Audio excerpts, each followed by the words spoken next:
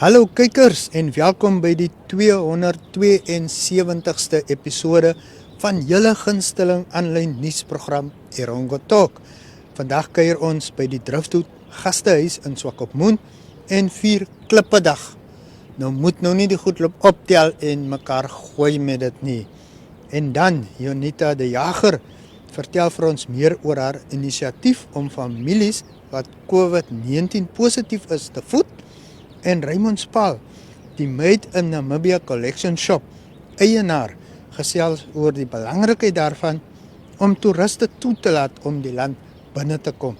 Ons bring ook vir julle die nuus, Grampie se fishing report, die weer sowel as die getye. Bly ingeskakel, ons is nou terug.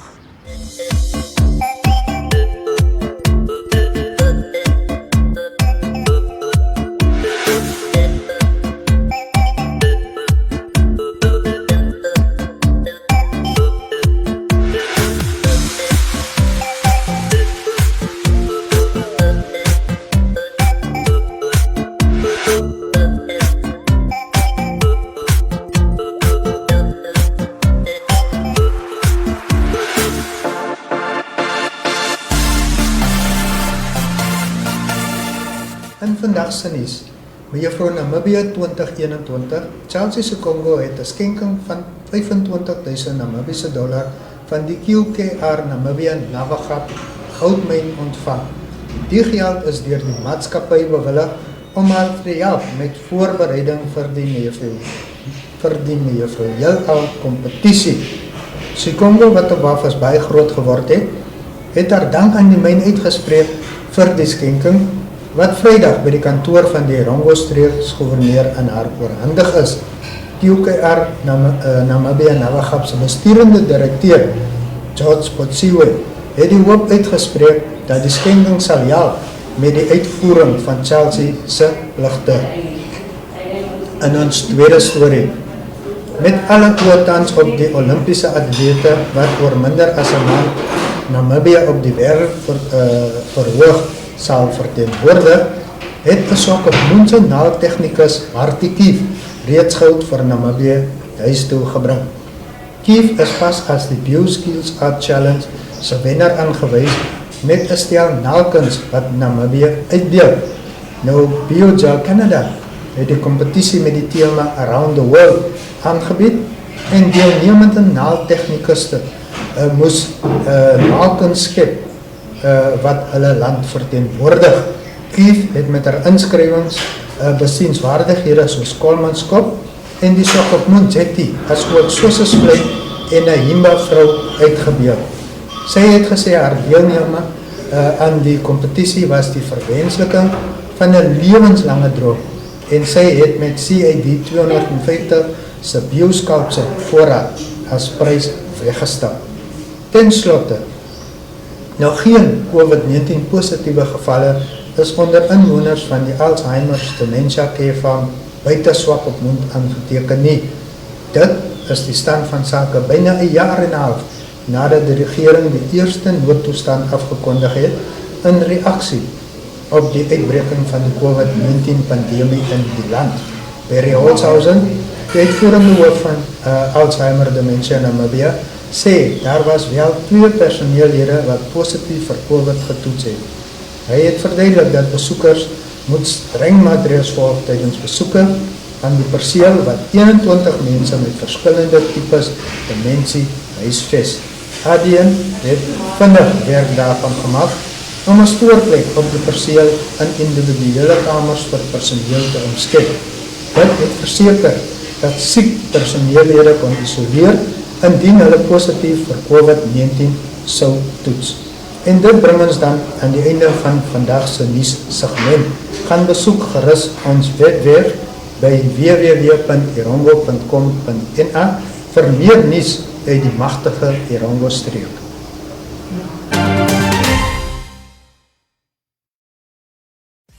The Ongwediva Annual Trade Fair 2021 brings you exhibition excellence and will be taking place from 26 to 31 August at the Ongwediva Trade Fair Showgrounds. The theme this year is Gearing for a Smart Economy.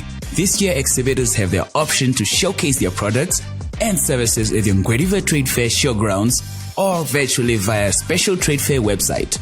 Apply for a stand at www.oatf.com.na. Call 065 230 191. Email info@oatf.com.na. The Ngwediva Annual Trade Fair 2021 is proudly sponsored by MTC, FNB, Nedbank, Ngwediva Town Council.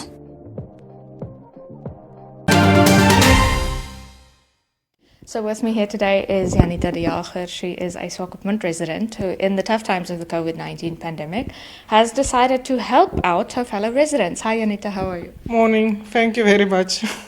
So Janita, you have decided to help people who are positive of COVID-19. Could you tell the viewers a little bit about how you're helping and why? Okay, we started with a big bang, more help than patients. And at the end, I have so many help, but we have patients also, but we cook for them every night at dinner. So we deliver it every night. I have a deep freeze full of frozen foods at this stage. So we're going to deliver them frozen foods at this stage. Then we are also going to help Cisco with the hospital and the state hospital. We delivered yesterday 200 cups of soup, frozen soup. So we're going to cook some extra soup to fill their deep freeze so that they can have stock for the patients at the state hospital and the new Stadsaal hospital. Yeah, the Tamariske Town Hall Hospital. Yeah, that one. So, Janita, you do this all the while working full-time. How do you manage this initiative with your full-time job? I have wonderful people that is helping me, Annalie and Anya and Diane. There's a lot. I can't even name everyone because there are so many help at this stage. They cook. I just do the shopping and the deliveries. Yeah. I also have a couple that's delivering the food at the homes. I just give them every morning the address list. They're delivering and I'm going to grocery shopping and collecting donations and delivering it again to the cooks. I have so many of them and I'm very thankful for them. Yeah.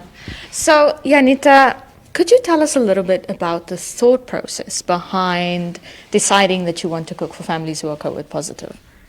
Okay, there were no thinking about it. It was just jumping into it and saying I will help because my niece and her boy of son were positive and they live in Walvis Bay. So I send them food. Firstly, I send them only fruits and basic foods. And then she told me that she's struggling to cook food because she doesn't have the strength to do it.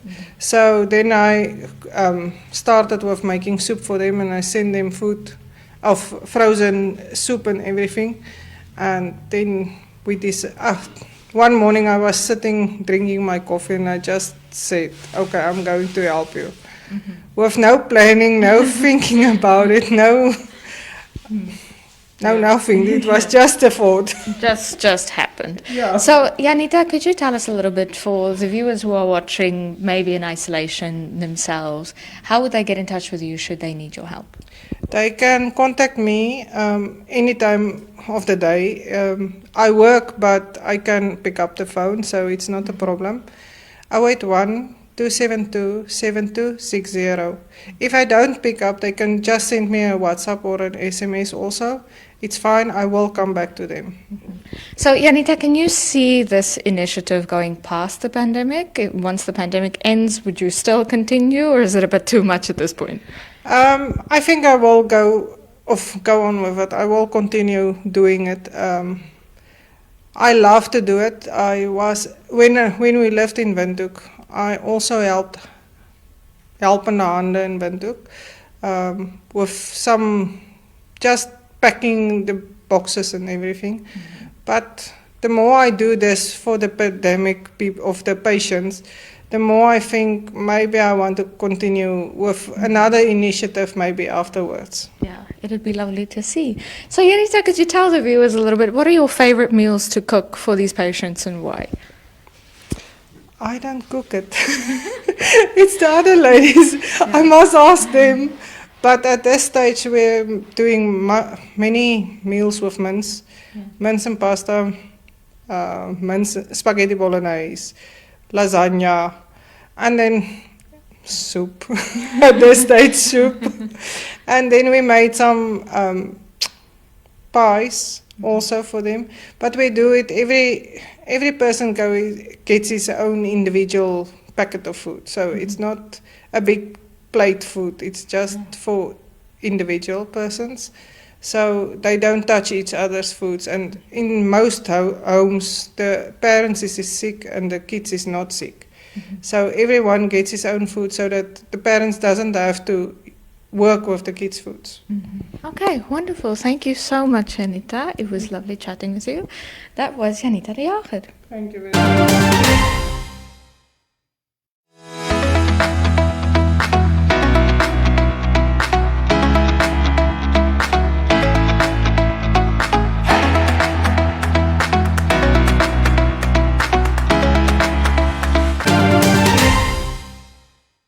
Ek is met Raymond Spall, die eienaar van Made in Namibia Collection Shops. Meneer Spall, hoe gaan dit? Ja, goed, dankie. Jouself, Otis. Ek is okay, man. Jy weet, Namibians is mos nou die herrie in daaroor dat toeriste kan kom en gaan soos hulle wil en ons is op hok. Wat is jou gevoel daaromtrent? Otis, ek dink, ek weet vir 'n feit dat eerstens het ons toeriste nodig. Ons het hulle geld nodig en ons moet sorg as 'n land en ek dink ons staat het definitief so 'n goeie besluit geneem om hulle te laat gaan en te laat deur die land te toer sonder enige conditions per se. Yes. Die rede daarvoor en die rede hoekom ek dink so is dat eerstens kom hulle hier aan met 'n negatiewe test van COVID. Ja. Mees van hulle het al klaar vaccination gehad en hulle is klaar gevaccineerd. En hulle was hier deur gewees. Weet deur hulle winter moes hulle so streng optree. Hulle staat het so streng opgetree om te sorg dat hulle nou waar hulle nou staan, dat dit baie beter is oorsee. Ja, sê. So ek voel hierdie COVID probleem is ons probleem as 'n land. Ja. En ons moet sorg dat ons respekteer wat ons staat nou gedoen het. Want die einde van die dag, ons moet vaccinate. Op die stadium, ons is nie eens by 10% van ons mense wat gevaccinate is nie. Ons moet al die ander regulasies moet ons respekteer. Want as ons dit kan doen, dan teen volgende jaar, dan kom ons ook hier uit. Soos wat die hele wêreld gedoen het. En ek dink dis belangrik. Laat die mense kom, laat die toeriste kom, laat hulle maar die geld bring. Want op die einde van die dag, toerisme kan die vinnigste wees om terug te slaan, waar ons kan nou weer opstaan en begin geld in verdien. En dan, jy weet mos self, hoeveel mense word deur toerisme employ? Ondersteun, ja. Exactly. Ja. Nie net direk nie, maar indirek ook. Ja. So, dis baie belangrik dat ons laat die toeriste kom. Ons moet ons storie self uitsorteer. Wat sou jou boodskap aan hierdie Namibiërs wees met al hierdie negatiewe gedagtes en houdings teenoor toerisme?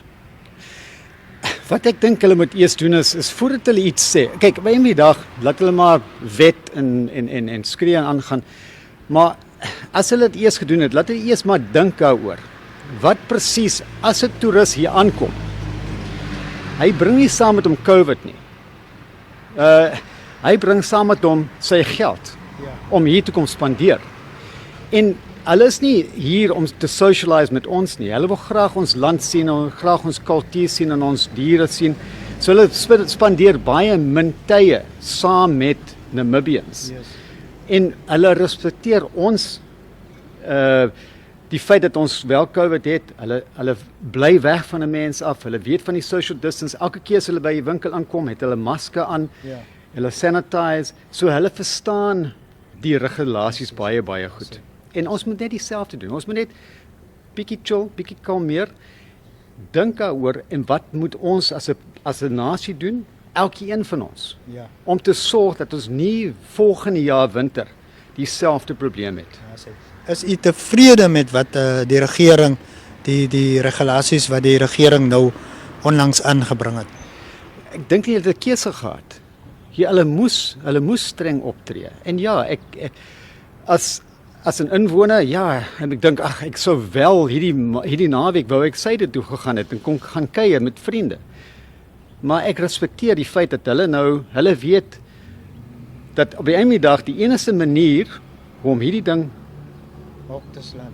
exactly is om regulasies op te stel en streng te wees. En daar's nie 'n keuse nie. So ons moet dit respekteer. Wat is dit? 2 weke, 'n maand uit ons lewe uit? Ja. Dan gaan ons aan. Baie dankie meneer Spall. Reg so oud is.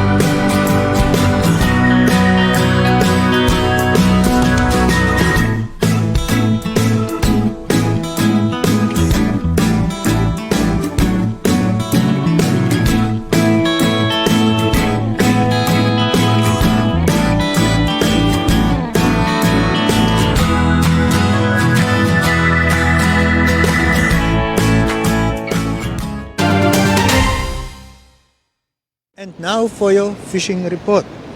According to Grumpy, the past week has been kind to anglers, with many reporting good catches of galjoen. The most productive areas were Jackalspits, Black Rock, Diwale, and at the Zela Wreck. These areas are all located in close proximity, and anglers caught mostly galjoen with the odd blacktail also in the mix. Some pen-sized carp were also caught mostly on white mussel, while the anglers were targeting the galjoen. The ski boats were battling on most days as the Swakopmund was bringing in huge waves, making it tricky getting into the open seas and targeting fishing areas. On the odd days that the ski boat anglers managed to get out, the fish were biting, but they had to scratch to fill their quotas. A fair amount of fish were also landed north of Henties, with the majority again being galjoen. The water was on the clean side, so the weather forecast for this week predicts some strong southwesterly winds, especially for tomorrow and Wednesday. Make sure you take enough warm clothing with you, as it will definitely get chilly along the coastline in the late afternoon when the southwester could be at its strongest.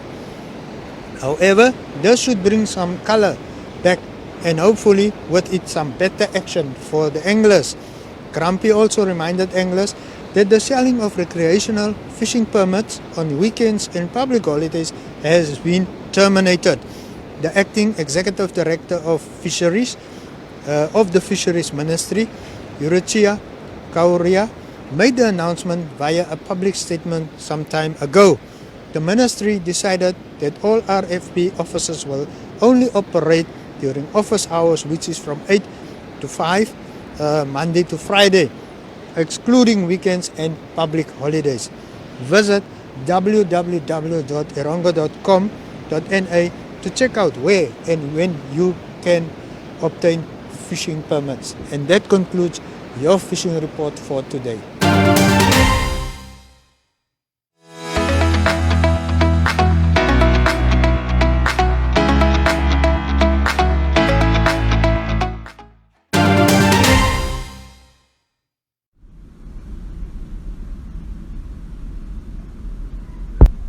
Welcome to Exploring with Erongo Talk. Today we visit the Swakopmund Lighthouse, one of the town's most prominent landmarks. It is an integral part of the town's skyline and features in its municipal coat of arms. Located opposite the municipal gardens, it was opened in July 1902 and is 21 years older than Walvis Bay's lighthouse at Pelican Point. The lighthouse acquired its height of 28 meters in 1911. The cupola was removed and put back into place again after raising the original tower by 16 meters. The light signals were now visible over a distance of more than 33 kilometers. In 1940, a radio beacon was added, which beamed additional positioning signals to the ships out at sea. In 1956, the lighthouse's intermittent light was automated. Other technical improvements were made during the decades that followed. The buildings at the foot of the lighthouse, a storeroom and 2 dwellings, were expanded over the years. Originally, they were the lighthouse keeper's accommodation and eventually housed a cozy restaurant.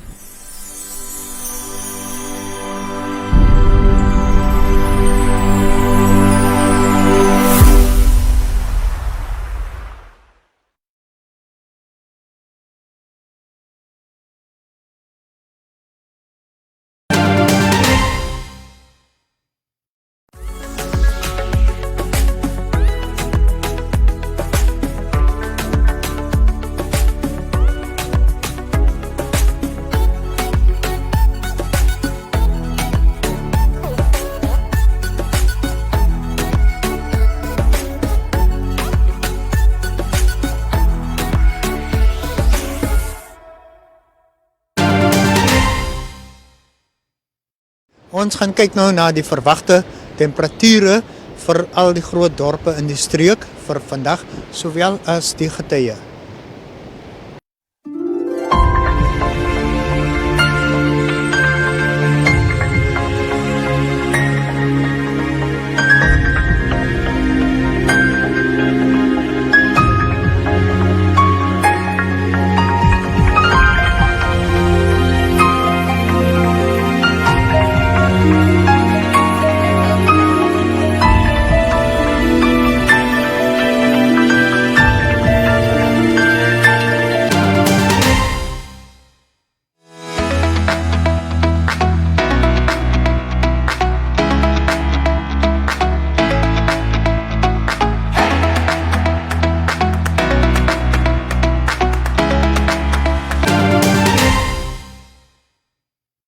En dit bring ons dan aan die einde van vandag se uitsending.